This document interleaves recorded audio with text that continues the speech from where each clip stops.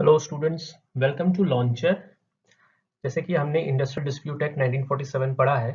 सो आज का हम जो टॉपिक पढ़ने वाले हैं वो पढ़ने वाले हैं स्ट्राइक और स्ट्राइक के टाइप्स क्या होते हैं। देखिए ये सिलेबस है जो एलएलबी थर्ड सेम 3 इयर्स जो स्टूडेंट्स हैं उनका ये सिलेबस है। आज हम स्ट्राइक पढ़ने वाले हैं डिटेल में। अगली जो वीडियो होगी उसमें हम प्रोविजंस रिलेटेड टू स्ट्राइक पढ़ेंगे। ठीक है, तो आज स्ट्राइक स्ट्राइक क्या होता है एंड टाइप्स ऑफ स्ट्राइक। तो देखिए स्ट्राइक का डेफिनेशन 2Q में दिया हुआ है। Strike means cessation of work. Simple सी बात है, हम सब ने टर्म सुना होगा। स्ट्राइक का मतलब होता है वर्कर्स एक साथ मिलके कॉमन अंडरस्टैंडिंग में, ठीक है, काम करने से रिफ्यूज करते हैं। वो वर्कर्स जो पर्टिकुलर इंडस्ट्री में पर्टिकुलर एंटरप्राइज में एम्प्लॉयड है। ठीक है, तो strike means a cessation of work by a body of person employed in any industry acting in combination or concentrated refusal or a refusal under a common understanding of any number of persons who are or have been so employed to continue to work or to accept employment। तो strike का simple मतलब आपको अगर समझना है तो बस हम सबको मालूम है कि वर्कर्स काम करने से मना कर देते हैं।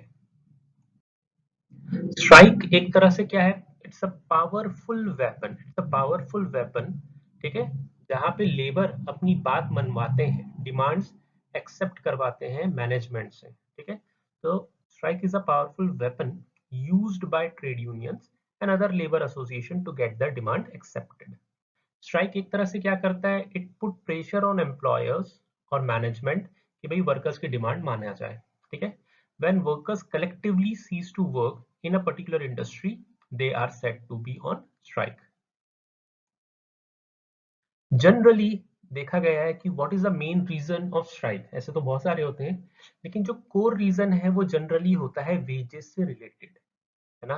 इरेगुलर पेमेंट होता है या कम पेमेंट दिया जाता है। देखिए वर्कर्स जनरली इंडस्ट्री में आके काम क्यों कर रहे हैं, वो अपना हार्डवर्क, अपना सर्विस, अपना लेबर क्यों दे रहे हैं, इन रिटर्न वो अपनी बेसिक नीड्स को फुलफिल कर सके। और वो बेसिक नीड्स फुलफिल किससे होती है, ऑब्वियसली पैसों से।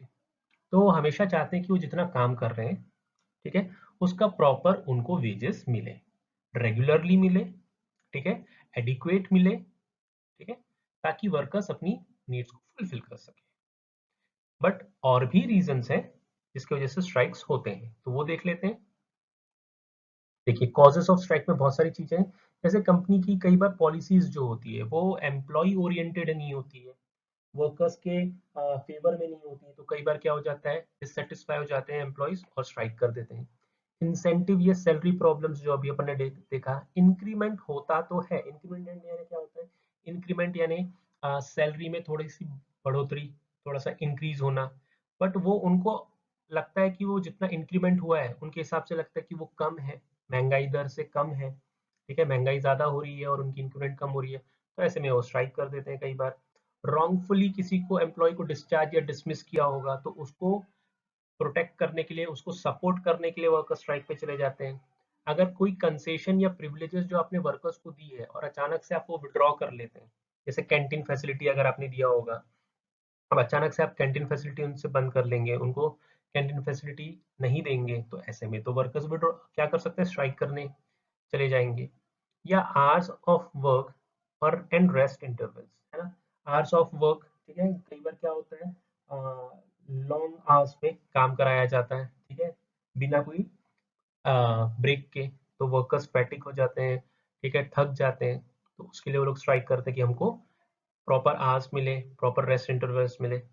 Leave with wages and holidays, ठीक है, उसके लिए स्ट्राइक करते हैं। Bonus, profit sharing, provident fund and gratuity, ये अलग से इनके लिए एक एक्ट है। ये सारे बोनस से रिलेटेड, प्रोविडेंट फंड और ग्रेजुटी से रिलेटेड, उसमें उनको बेसिक राइट्स दी गई है। अगर एंटरप्राइज फैक्ट्री उनको वो बोनस, प्रोविडेंट फंड और ग्रेजुटी नहीं प्रोवाइड करते हैं, ठीक है, तो वो स्ट्राइक पे जाते हैं।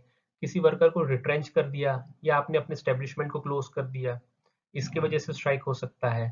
एंड जनरली मिनिमम वेजेस जो वर्कर्स को मिलना चाहिए, ठीक है, तो उसके हिसाब से भी अगर उनको मिनिमम वेजेस नहीं मिल रहा है तो वो क्या करते हैं, स्ट्राइक करते हैं। नेक्स्ट टॉपिक है टाइप्स ऑफ स्ट्राइक। ये एक इंपॉर्टेंट टॉपिक है, कई बार इसमें से आपसे जनरली क्वेश्चंस पूछे जाते हैं। सबसे पहला है जनरल स्ट्राइक। ठीक है, जनरल स्ट्राइक क्या होता है? जनरली वर्कर्स अपने इकोनॉमिक डिमांड्स को जैसे बेसिक पे, बोनस, लीव्स और हॉलीडेज को फुलफिल करवाने के लिए, अपनी मांगे पूरी करवाने के लिए ऐसे स्ट्राइक करते हैं। ठीक है, ये strike railway, post, telegraph department, banks में या गवर्नमेंट एम्प्लॉयज ज्यादातर करते हैं। तो ये थोड़ा इजी टॉपिक है, मैं थोड़ा स्पीड से चलूंगा। अगला है, सेकंड है मास कैजुअल लीव। मास कैजुअल लीव क्या होता है? सिंपल है, नाम से समझ गया होगा, एक साथ सारे वर्कर्स, ठीक है, लीव के लिए अप्लाई कर देते हैं या छुट्टी पे चले जाते हैं एक साथ। ऐसे में क्या होता है, एकदम से काम रुक जाता है। ठीक है, ये भी एक तरीका है जहाँ पे वर्कर्स अपनी मांगे पूरी कराने के लिए, ठीक है, मास कैजुअल लीव में जाते हैं। तो देखिए यहाँ लिखा हुआ है, वेयर ऑल द वर्कर्स, ठीक है, जो ग्रीन लाइन है उसमें देखिए, where all the workers go on leave at the same time. ठीक है, the employees have a right to avail leave only in accordance with the standing orders. ठीक है, but this sort of strike is resorted to by workers so that the management is pressurised to talk to them and settle their demand. Next है sit down pen down strike. Pen down strike समझिए, है ना, जैसे कई बार क्या होते हैं students, है ना, जैसे क्लास का एग्जांपल ले लीजिए, स्टूडेंट्स अगर एक साथ बोल दे कि नहीं हम नहीं पढ़ाई करेंगे, पेन डाउन स्ट्राइक, यानी हम पढ़ाई नहीं करेंगे, हमको आज पीरियड में ऑफ चाहिए, हमको लेक्चर नहीं चाहिए। एक तरह से क्या होता है, वैसे वर्कर्स क्या करते हैं, काम करने से एक आते तो हैं वर्कर्स, आपके ऑफिस में, एंटरप्राइज में, फैक्ट्री में आ तो रहे हैं, लेकिन वो काम करने से मना कर रहे हैं। ठीक है, तो ये भी एक अलग तरीके का स्ट्राइक है। इसमें क्या लिखा है देखिए, in this case workers do not absent themselves from their place of work when they are on strike. वो काम में है, मौजूद है। ठीक है, they keep control over the production facility but do not work. ठीक है, तो ये भी एक अनोखा तरह का स्ट्राइक है। Such a strike is also known as pen down या tool down strike. Tool down यानी जो वर्कर्स के टूल्स होते हैं उसको रख देते हैं, काम नहीं करेंगे बोलते हैं। Workers show up to their place of employment but they refuse to work. तो ये और तीसरा आपका स्ट्राइक हुआ। Fourth, go slow strike.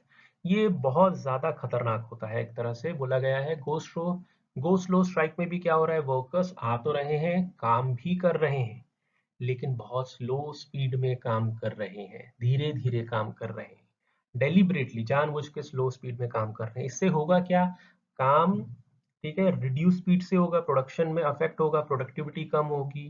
ठीक है, और कई बार क्या हो जाता है, जैसे यहाँ पे लिखा है, मशीन्स को अगर आप बहुत रिड्यूस स्पीड में काम कराएंगे, चलाएंगे, तो मशीन खराब भी हो जाती है। तो इससे क्या होता है, इनिशियली इससे जो लॉस होता है वो पहले लगता है एम्प्लॉयर को हो रहा है, लेकिन धीरे धीरे एम्प्लॉयज को भी नुकसान हो सकता है। ठीक है, तो गो स्लो स्ट्राइक, डेलिबरेटली जानबूझ के वर्कर्स स्लो स्पीड में काम करते हैं, ये बहुत ज्यादा डेंजरस होता है। इससे रिलेटेड एक केस स्टडी है, वो अपन पढ़ लेते हैं। देखिए यहाँ पे लिखा है, Sasa Musa sugar works private limited versus Shobrati Khan. इसमें क्या लिखा है, सुप्रीम कोर्ट ने क्या बोला था, देखिए, go slow is not considered as strike. Go slow को स्ट्राइक नहीं माना जाता, है ना, क्योंकि वर्कर्स आ तो रहे हैं, काम भी कर रहे हैं। ठीक है, इसमें एम्प्लॉयर को बहुत ज्यादा नुकसान कैसे होता है मालूम है गाइस, कि वर्कर्स सैलरी पूरी ले रहे हैं, ठीक है, और काम बहुत कम स्पीड से कर रहे हैं, यानी प्रोडक्शन बहुत कम स्पीड से हो रहा है, यानी सेल्स बहुत कम हो रहा है, तो जो प्रॉफिट है वो कम हो रहा है, लेकिन एम्प्लॉयर के ऊपर, मैनेजमेंट के ऊपर उनको सैलरी देने का जो बर्डन है वो बढ़ते जा रहा है। तो ऐसे में इनिशियली एम्प्लॉयर को बहुत ज्यादा नुकसान होता है, और इसको टेक्निकली स्ट्राइक भी नहीं बोला जा सकता, क्योंकि वर्कर्स काम में तो आ रहे हैं। ठीक है, तो सुप्रीम कोर्ट ने क्या कहा, go slow is not considered as strike within the ambit of section 2Q, but it is a serious misconduct on the part of the workman. But इसको मिसकंडक्ट माना गया है। मिसकंडक्ट में क्या किया जा सकता है, एम्प्लॉयर उनके अगेंस्ट एक्शन ले सकता है। ठीक है, मिस्टर वीवी गिरी, इन्होंने इसे गो स्लो को एनिमी नंबर 1 का है वर्कमैन का। ठीक है, as it ultimately causes damage to their means of livelihood apart from causing harm to the employer. ठीक है, इंडियन कोर्ट ने भी कई बार इस चीज में, ठीक है, जब एम्प्लॉयर वर्कर्स को मिसकंडक्ट के लिए कुछ पनिश करते हैं इस तरह के स्ट्राइक के लिए, तो इंडियन कोर्ट ने भी अपने आप को इससे बाहर रखा है। ठीक है, और उसे मिसकंडक्ट ही माना है। ठीक है, तो इंटरफेयर नहीं किया अगर एम्प्लॉयर ऐसे वर्कर्स के अगेंस्ट कुछ पनिशमेंट करते हैं या लेते हैं। फिफ्थ है टोकन स्ट्राइक। टोकन स्ट्राइक क्या होता है, ये बहुत ही स्मॉल पीरियड ऑफ टाइम के लिए होता है। ठीक है, जैसे बोलते हैं ना, टोकन क्या होता है, बस थोड़े से, जैसे बहुत बड़ी पेमेंट है उसका थोड़ा सा पार्ट पेमेंट किया तो उसको टोकन पेमेंट बोलते हैं, वैसे टोकन स्ट्राइक।